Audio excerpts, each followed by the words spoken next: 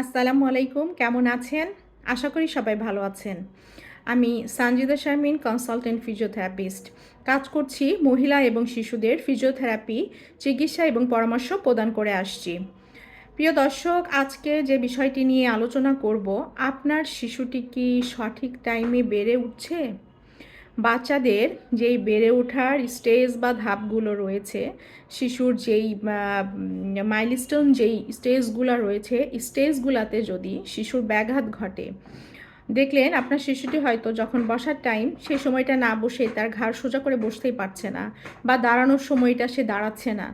এই গ্যাপগুলো যদি হতে থাকে এবং একটা শিশু যদি এইগুলাই মেনটেন করতে থাকেন, হ্যাঁ, তার যেই ডিলে অ্যাক্টিভিটিগুলোকে অনেক সময় প্যারেন্টসরা বুঝতে পারেন, আবার অনেক সময় বুঝতে না পেরে অনেক দেরি করে ফেলেন। তবে সময়ের সাথে বেড়ে ওঠাটা অত্যন্ত গুরুত্বপূর্ণ।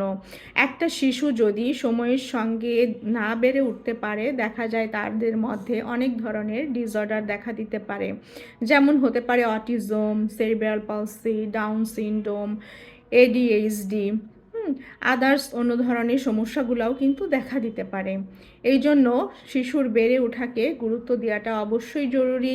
শিশুর বসা, শিশুর অ্যাক্টিভিটিগুলা, আই কন্ট্যাক্ট, শিশু দাঁড়ানো, শিশু হাঁটা এবং শিশুর স্পেস এবং শিশুর যেই সেন্সরি যেই ইয়াগুলা অ্যাক্টিভিটিগুলো রয়েছে এবং মোটরের যেই অ্যাক্টিভিটিগুলো রয়েছে, এই সবগুলা কিন্তু কন্টিনিউ একজন প্যারেন্টসকে দেখতে হবে। যখনই দেখবেন এই ধরনের অস্বাভাবিকতা, তার স্বাভাবিক লাইফে যেই অ্যাক্টিভিটি নর্মাল যেই তার বেড়ে ওঠার যেই গ্রোথের বয়সের সঙ্গে সঙ্গে যেই ধাপ, এগুলাতে যদি দেখেন কোনো সময় কোনো ত্রুটি দেখা দিয়েছে, অবশ্যই একজন নিউরোলজিস্ট এবং একজন ফিজিওথেরাপিস্ট, স্পেশালিস্ট, রিহ্যাব প্র্যাকটিশনার বিশেষজ্ঞর সাথে দেখা করুন এবং আপনার শিশুকে চিকিৎসার আওতায় নিয়ে যান।